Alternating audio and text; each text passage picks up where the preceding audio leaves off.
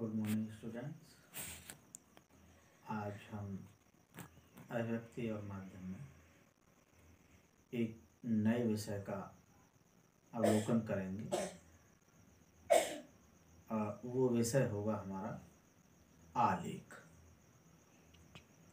Board के exam में 5 marks का आता है एक आलेख किसी विषय पर।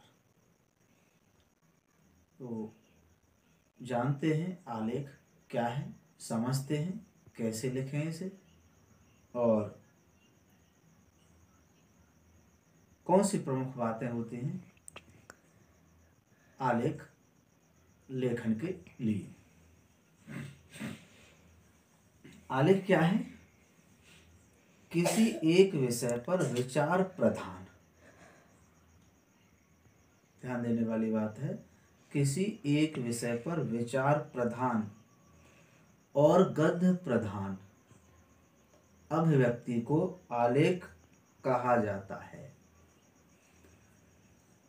क्या है आलेख?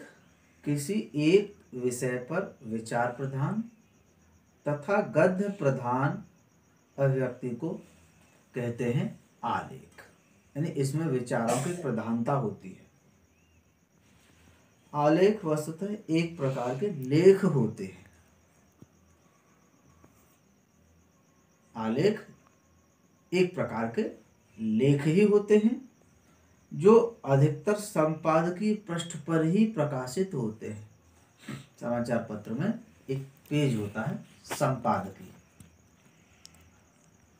संपादकीय नाम से होता है या संपादकीय टिप्पणी होता है इस नाम से। तो ये आलेख वहां प्रकाशित होते हैं, लेकिन संपादकीय लेखन से इन लेखों का कोई संबंध नहीं होता, अलग होते हैं ये। बस इतना है कि संपादकीय वाले पृष्ठ पर प्रकाशित होते हैं। ये लेख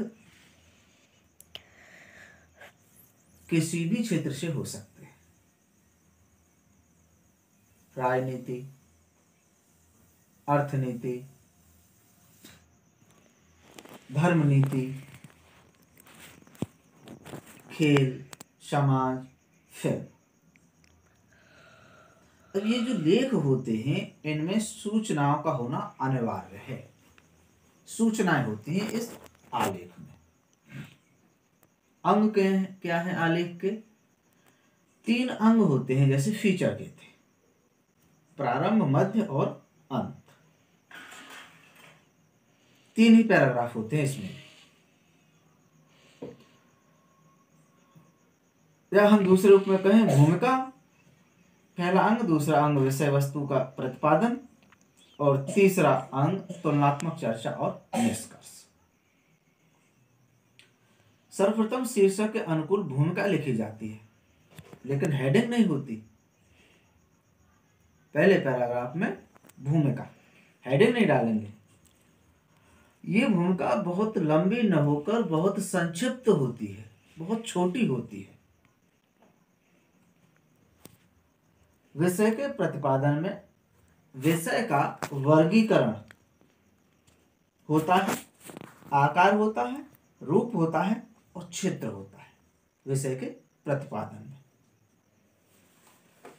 जैसे फीचर में कथा का क्रमिक विकास होता है, फीचर में कथा का क्रमिक विकास होता है, उसी तरह से इसमें विषय का क्रमिक विकास होता है। विषय का क्रमिक विकास क्रमबद्ध तरीके से। अब विषय में तारतम्यता और क्रमबद्धता जरूर होनी चाहिए। तारतम्यता और क्रमबद्धता, वाक्यों का क्रम हो और विषय से मेल खाते हुए वाक्य हो। तुलनात्मक चर्चा में विषय वस्तु का तुलनात्मक विश्लेषण किया जाता है। तुलनात्मक जो अंतिम पॉइंट है वह विषय वस्तु का तुलनात्मक विश्लेषण किया जाता है और अंत में विषय का निष्कर्ष प्रस्तुत किया जाता है। अब आती है आलेख रचना के संबंध में मुख्य बातें क्या हो। लेख लिखने से पूर्व विषय का चिंतन मनन करके विषय वस्तु का विश्लेषण करना चाहिए। विषय वस्तु का विश्लेषण करना चाहिए चिंतन मनन करके। दूसरी बात, विषय वस्तु से संबंधित आंकड़े और उदाहरण इकट्ठे करने चाहिए। विषय वस्तु से संबंधित आंकड़े और उदाहरण। तीसरी बात, लेख में संबद्धता होना बहुत जरूरी है, श्रृंखलाबद्धता। एक कड़ी के रूप में हमारी बात आगे बढ़ रही है।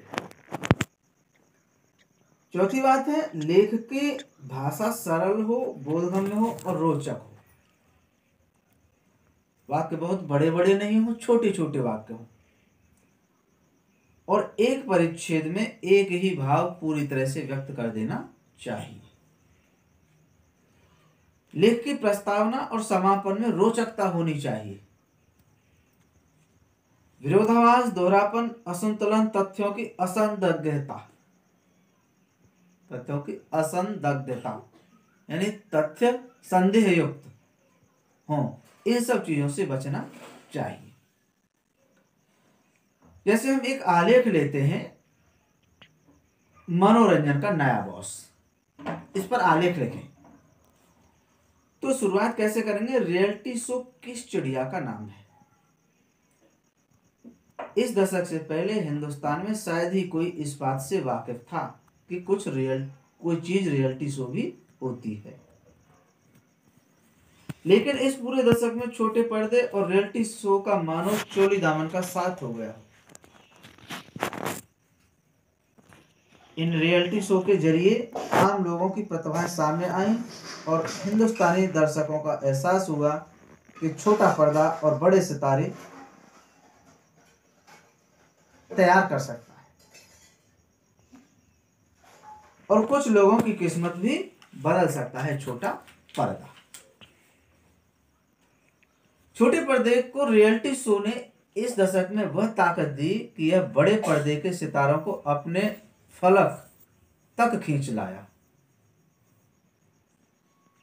बड़े पर्दे के कलाकार भी छोटे पर्दे पर आने लगे।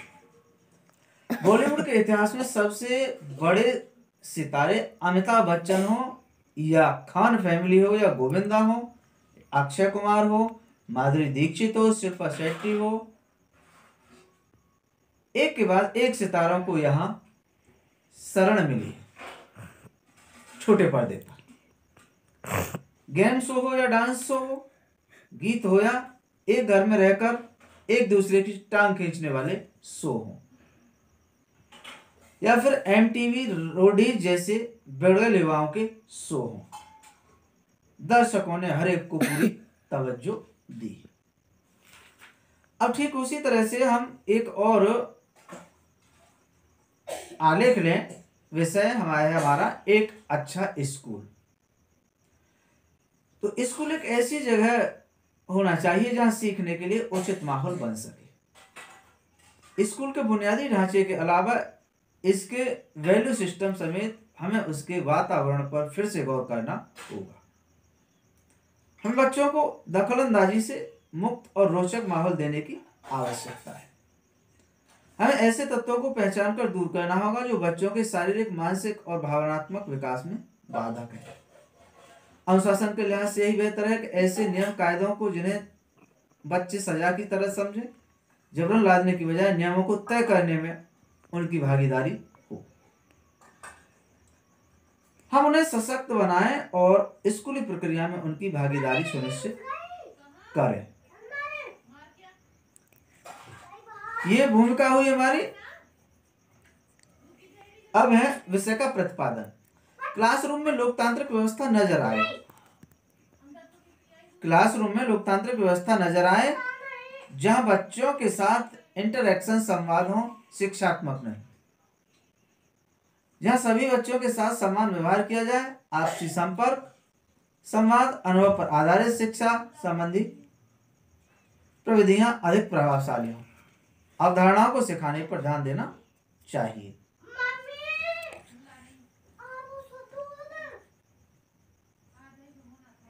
मेरे विचार से यह बेहद जरूरी है कि हम शिक्षा को व्यापक सामाजिक संदर्भों के हिसाब से देखें। शिक्षा ऐसी होनी चाहिए जिससे बच्चे अपने ज्ञान को बाहरी दुनिया के साथ जोड़ सकें। वह वास्तविक ज्ञान अनुभवों से आता है, और यदि क्लासरूम के क्रियाकलापों को वास्तविकता से नहीं जोड़ा जाए तो शिक्षा हमारे बच्चों के लिए शब्दों और पाठों के खेल ही बनी रहेगी। आज हम एक समाज के तौर पर बेहतर स्थिति में हैं और बदलाव के लिहाज से महत्वपूर्ण कदम उठा सकते हैं। देश में कई स्कूल और संस्थान यह दर्शा रहे हैं कि वस्तुतः हम पुराने तौर तरीकों से निजात पाकर बेहतर शिक्षा के लिए प्रयास कर सकते हैं। जयपुर का दिगंतर द्वारा संचालित बनयाली स्कूल, बेंगलुरु का सेंटर फॉर लर्निंग या वर्धमान में विक्रमशिला का विद्या स्कूल जैसे कुछ शिक्षालय ऐसी शिक्षा के लिए जाने जाते हैं। जैसे हम चाहते हैं एकलव्य, दिगंतर, विद्या भवन जैसे सामाजिक संस्थान उपक्रम पूरे देश में चलाए जा रहे हैं। इस सतत आंदोलन का एक हिस्सा है।